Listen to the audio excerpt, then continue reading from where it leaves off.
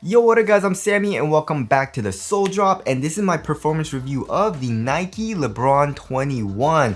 So this is LeBron James's brand new signature shoe with Nike, and it retails for a whopping $200, which is freaking expensive, but that's Nike's pricing for LeBron. There's always been like 180 to 200 bucks, right? So if you guys do want to cop, I try to leave in the free link in the description box. There is the Akoya colorway. This colorway is also coming out soon. And also there's like a very nice mango colorway as well. So again, links will be in the description box, but let's get started right off with the Tracciones, and the traction is freaking amazing, right? So right when I first got it, I was like, yo, these feel absolutely amazing, and they perform very, very nicely. However, there are a few things that I didn't like, right? So we have this kind of like brain traction pattern going on right here, right? And we have like a spine kind of going down the middle of the outsole, which is a very interesting pattern. It's just a series of lines, right? It's multi-directional as well. So if you're playing on a clean court, you're gonna have amazing stop. It has a very, very nice bite. You stop on a dime, all the good stuff, right? So the traction is definitely top tier in the LeBron 21 if you're playing on a clean court. However, if you're playing on a dusty court, it also bites through dust pretty well. It's also a very, very easy wipe. It does pick up dust a little bit though, right? So if you're playing on a super dusty court, just know that you're gonna be wiping a little bit. It wasn't terrible. It didn't pick up dust like a lot, right? But it still did pick up dust. But like I said, it's a very, very easy wipe, right? It's a very slight wipe and you're good to go. However, right, it is a little inconsistent, right? So when I was playing, like a couple of times actually, when I was doing a very hard stop, it would slide out a little bit, and also it did, like, I strained my Achilles, like sliding out in one of those slip outs, you know. So that did kind of worry me a little bit, right? And it did happen like 2 more times. Well, not in the same day, right? But I'm sure it's because I let a little too much dust build up. But just be careful on dust if you're gonna be doing super hard stops. For the most part, it bites really well, right? But for some reason, sometimes, like a very small amount of times, I would slide out a little bit, and it was kind of dangerous. And one of those slide outs, I did strain my Achilles. So just be careful on that. But for the most part, it does perform very well on a dusty court, right? And also, as far as the durability goes, I definitely don't think it'll be amazing, right? I mean, the rubber is like, it's not super soft. However, it does move a little bit when I press it with my fingernails.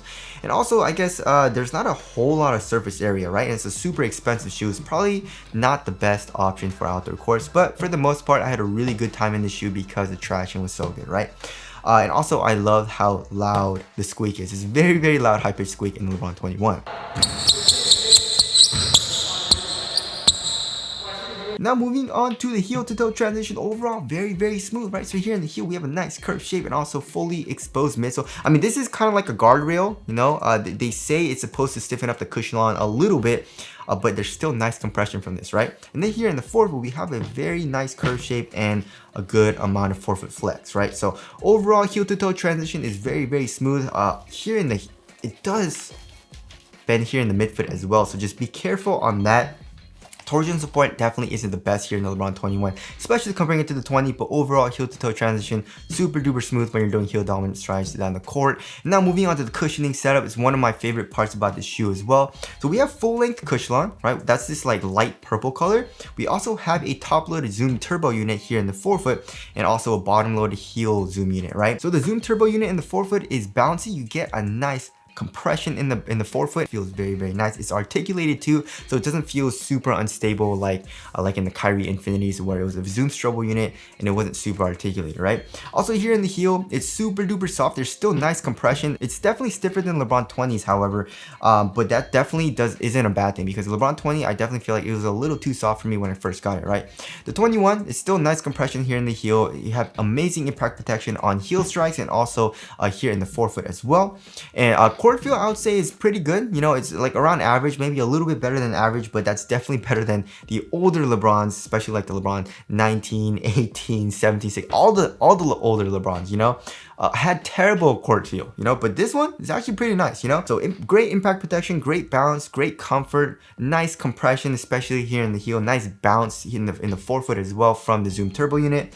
So the cushioning setup is really, really good. It does everything very well. So it's a very well-rounded all-around cushioning setup, and I feel like most people will enjoy it. And now moving on to the materials, we have like a leather material in this colorway, and it's a lot thinner than it looks, you know what I mean? Especially here in the toe box. So it's super duper thin feeling, and it conforms to your foot very well, but also it's super supportive. It doesn't really stretch at all. The quality isn't like the best, right? It's not buttery smooth leather in this colorway, but it's not bad. And also we have this like 360-degree zonal cabling system, like it's like fly wires that go underneath this material, right?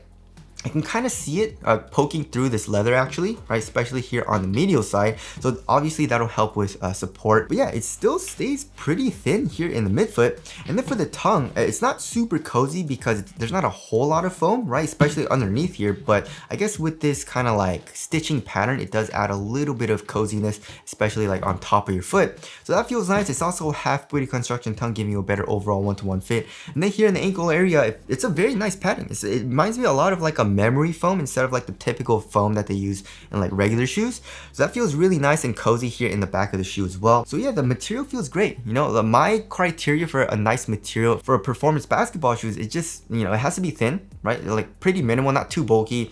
Also, it has to be supportive, so it doesn't feel like my foot is coming out of the upper or anything. And also it has to be like soft, not super stiff feeling, you know? And if it meets those criteria, I don't really care about quality of the material all too much, even though I guess it is $200 for the Lebron 21.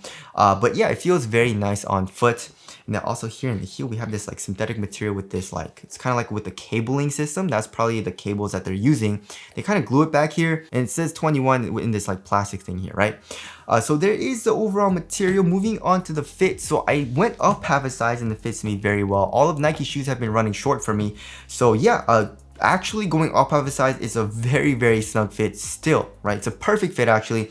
Like when I'm going to the gym in these shoes and I'm driving in my car, I'm like, my foot's being choked out a little bit and I lose a little bit of feeling. But once I start to play, obviously it does loosen up a little bit, you know? So yeah, I mean, my toes go very close to the edge of the shoe. It's a super duper snug fit here in the toe box, and also it is pretty damn narrow. So yeah, if you want a super snug fit, go up half a size. Do not go true to size. It'll be very snug. If you have a wide foot or you want a little bit roomier of a fit, go up a full size. But if you have a very wide foot, probably a full size and a half. But me going up half a size, this shoe fits me very well, and I overall did like the fit. Now moving on to support and lockdown, I had zero issues, right? Support and lockdown was very good. Lateral containment here in the forefoot is very good. You can see the foam coming up, acting as a sidewand. And like I said, this material is super supportive, and we have that kind of zonal fly wire going on, right? Also here in the midfoot, we have the cables underneath this material, and we have this embossed swoosh, which kind of stiffens up the material. And then here in the heel, we have an internal TPU heel counter, it feels like. So lateral containment was very good, even if you're doing very hard lateral movements. And also, even if you're super heavy, you're gonna be good to go. The Lebron 21 has you covered, right? And also lateral stability was pretty good. I didn't really have any issues with lateral instability or anything like that. We can see the outsole does protrude out a little bit, giving you a better like wider base. And also I didn't really have any issues with like heel slippage or anything like that. My foot felt locked into the shoe, and once I tightened the shoe up, I felt very quick when I was playing it, right? And now moving on to the weight of the shoe, if I remember correctly, it was like a little bit heavier than average, right? Yeah, 13.25 ounces. Let's check the other shoe. 13.3 ounces, right? So the average weight of my shoes is around 12.5 ounces, so it is a little bit heavier than average. However, it doesn't feel super heavy, right? And also it doesn't feel bulky at all, especially comparing to the older Lebrons. And also I do like the better court feel in this kind of newer design in LeBron's line. Like in his older shoes, it was a lot heavier, a lot bulkier, and also a lot higher up off the ground. So I definitely like what they did here in his newer shoes, like the Lebron 20 and the Lebron 21 with the redesign, right? So yeah, well, when I had the shoe on, I felt very quick, you know, a super good traction, of top tier traction pretty much. The cushion also felt very responsive, you know, while also being comfortable and good for impact protection, which is pretty weird. Also nice bounce here in the forefoot. Support was really good. My foot felt locked into the shoe as well. I didn't have any issues with like heel slippage or anything like that. So yeah, I felt very quick when I was playing it. I definitely feel like guards will enjoy the shoe because of that. Now moving on to the ventilation. Ventilation is not good, obviously, because there's really no airflow. I mean, we do have some ventilation holes, pretty much, like also on the medial side there's a lot, but then there also is an underlaying material, right? So there's not good airflow and the shoe is pretty hot. I guess there is a little bit of airflow through the tongue here, right? There are some ventilation holes, but that doesn't really do much, right? So there's the ventilation. Moving on to the aesthetics, I feel like it looks pretty dang good, you know, especially the colorways that are coming out, but I definitely don't feel like it's the best looking LeBron, you know what I mean? I definitely, like, my favorite is definitely the 15. The 15, also the 16 looks really cool, and also the LeBron 20. So I definitely feel like the 20 looks a little bit better than the 21. So tell us what you guys think of the aesthetics of the LeBron 21 down in the comment section below. And also as far as the durability of the overall shoe feels like it's gonna be pretty good, right? So the upper feels pretty durable, and also the outsole feels pretty durable if you're not playing on outdoor court, of course. So yeah, it doesn't really seem to have any issues with like quality or anything like that. So I definitely feel like it'll last a good amount of time. And now wrapping things up, the LeBron 21 is amazing. And the new redesign of his entire line, I'm absolutely loving, right? It's low top, it's lighter, it's way more responsive, it's lower to the ground, you know?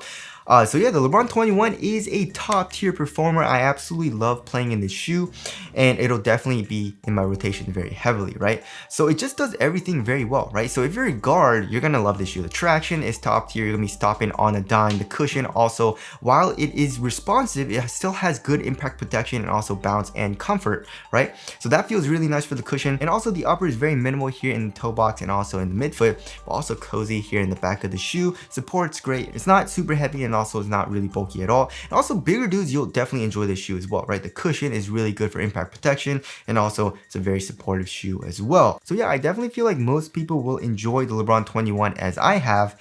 But that about concludes my review of the Nike LeBron 21. Again, if you guys do want to comp, I try to leave the free link in the description box. But that's it. Thank you guys for watching, and I'll see you guys in the next one.